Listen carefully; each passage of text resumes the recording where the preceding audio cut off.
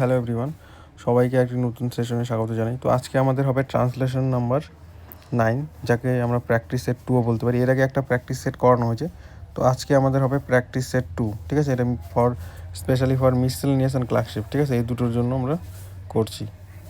তো এখানে দেখো, যেখানে কোশ্চেনটা দেওয়া আছে এখানে আমি কাটিংটা দিয়ে দিয়েছি, ঠিক আছে। তো ওইখানে প্রথমে তোমরা তোমাদের মতো করে একবার ট্রাই করতে পারবে, ঠিক আছে। এখানে হিন্টস দিয়ে দেওয়া আছে সুন্দর করে, তারপরে তোমরা নিজের মতো করে একবার ট্রাই করতে পারবে।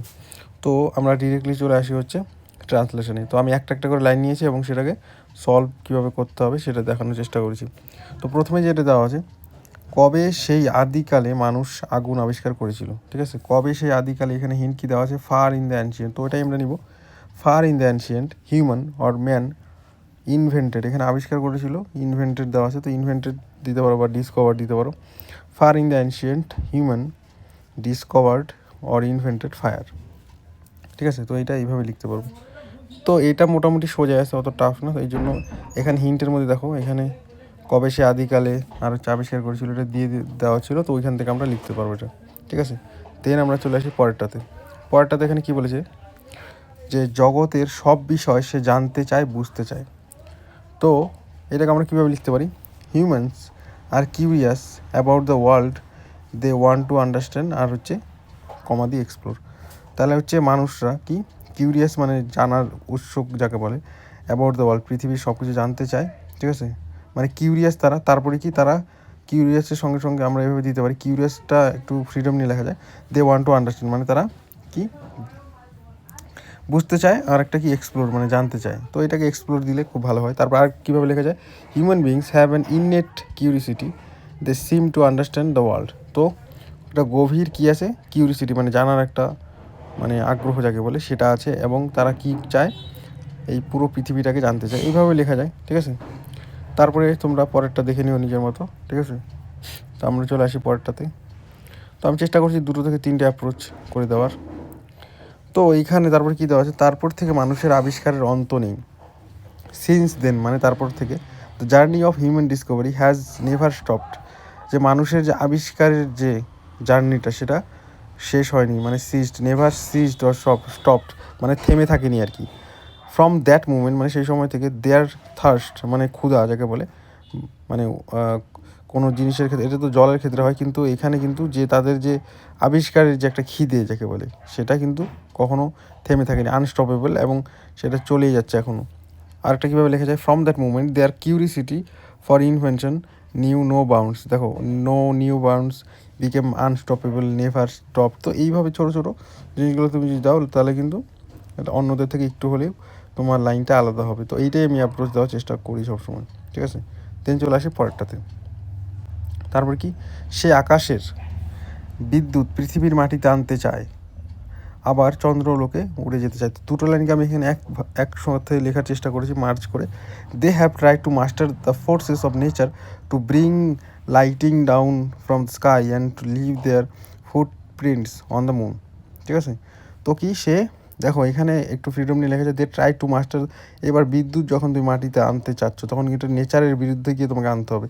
তো এখানে they have try to master the forces of nature মানে প্রকৃতির যে নিয়মকানুন আছে সেটার বাইরে গিয়ে তারা কি চাচ্ছে, যে বিদ্যুৎ মানে two bring lighting down from the sky, lighting মানে কিন্তু এখানে তোমার যে বিদ্যুৎ, তো ওখানে হিন্টেও দেওয়া আছে, and to leave their footprints on the moon, এবং তারা চন্দ্রলোকে মানে চাঁদে তারা পা রাখতে চায় বা উড়ে যেতে চায়, ওই জিনিসটা তো একই হচ্ছে।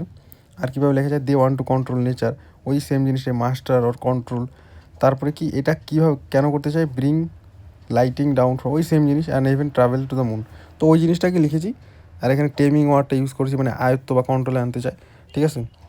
আর হচ্ছে সোরিং মানে হচ্ছে উড়ে যাওয়া, ঠিক আছে। তো এখানে উড়ে যেতে, তো ওইভাবে লেখা যায়, এই 1-2 ওয়ার্ড চেঞ্জ করেও লেখা যায়, ঠিক আছে।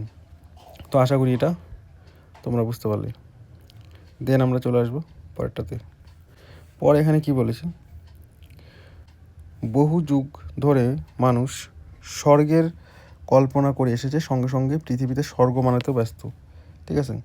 তাহলে কি, ফর এজেস বা for centuries or for edges এইটা দিয়ে শুরু করা যায়। হিউম্যানস হ্যাভ এনভিশনড হেভেন মানে হচ্ছে কল্পনা করে এসেছে, এনভিশনড মানে এখানে কল্পনা করা।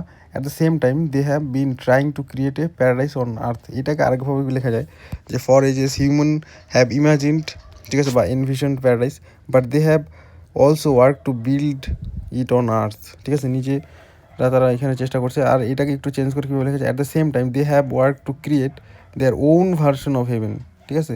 একটা ইমাজিনেশন নিয়ে যে কীরকম হতে পারে সেটাকে নিজেদের মতো ওন ভার্সন অফ হেভেন, এটা দিলেও শুনতে খুব ভালো লাগছে, ঠিক আছে। তো এখানে ক্রিয়েট দেওয়া যায়, ঠিক আছে, তারপরে যে ক্রিয়েট দেন হচ্ছে তোমার বিল্ড দেওয়া যায়, ঠিক আছে। তো এইভাবে তোমার মতো করে তোমরা চেঞ্জেস করেও লিখতে পারো ছোটোখাটো করে। এটা আশা করি ক্লিয়ার, ঠিক আছে। দেন আমরা চলে আসবো পরেরটাতে। পরে এখানে কি বলেছে যে কত মনীষী যে কত বছর ধরে সাধনা করেছেন তা কে জানে। তো এটাকে একটা এক্সক্লেমেশন চিহ্ন দিয়ে আমরা দিতে পারি। Who knows how many sages and how many civilizations have spend years in this pursuit.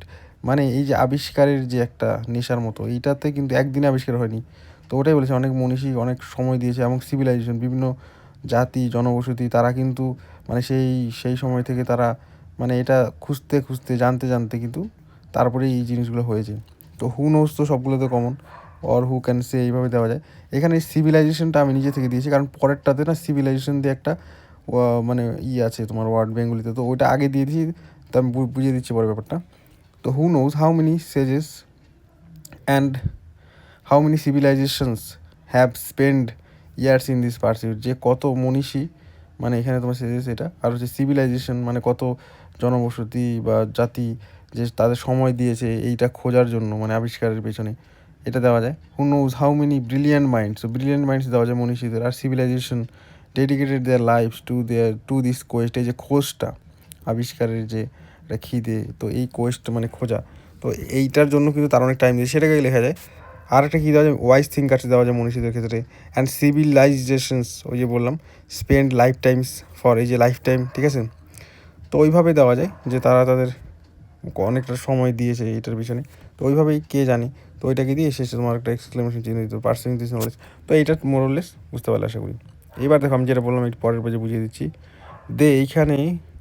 এইখানে কী দেওয়া আছে, এমনই বহু মনীষী ও বহু জাতির সাধনার একটার পর একটা বৈজ্ঞানিক আবিষ্কার হয়েছে। এইবার দেখো বহু জাতির সাধনা, এইবার দেখো থ্রু সাচ কন্টিনিউয়াস এফোর্টস, ঠিক আছে। এই যে এরকমভাবে যে তারা কাজ করেছে সেটার জন্যই কিন্তু সায়েন্টিফিক ডিসকভারিজ অনেক হয়েছে, বৈজ্ঞানিক আবিষ্কার হয়েছে। ওয়ান আফটার অ্যানাদার, মানে একটার পর একটা, তো ওয়ান আফটার অ্যানাদার, ঠিক আছে। আর এটা কি থ্রু দেয়ার ডেডিকেশন, এই যে দেয়ার বলতে গেলে এখানে দেখো বহু মনীষী বলেছে অ্যান্ড বহু জাতি বলেছে। যেহেতু আমি উপরের দিকে এই দেখো উপরে আমি মেনশন কী করেছি, এখানে কালারটা চেঞ্জ করে নিই একটু।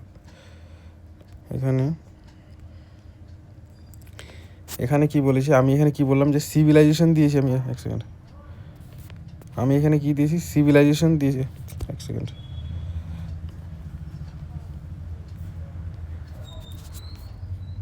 তো আমি এখানে দেখো সিভিলাইজেশন দিয়েছি না, আর কি দিয়েছি এখানে তোমার ব্রিলিয়ান্ট মাইন্ডস। ধরো দুজনের কথাই বলেছি, মানে জাতি এবং মনীষী দুজনের কথাই বলেছি। তো নিচে কিন্তু ওই জিনিসটাই দেওয়া আছে, কি দেওয়া আছে, বহু জাতি, ঠিক আছে।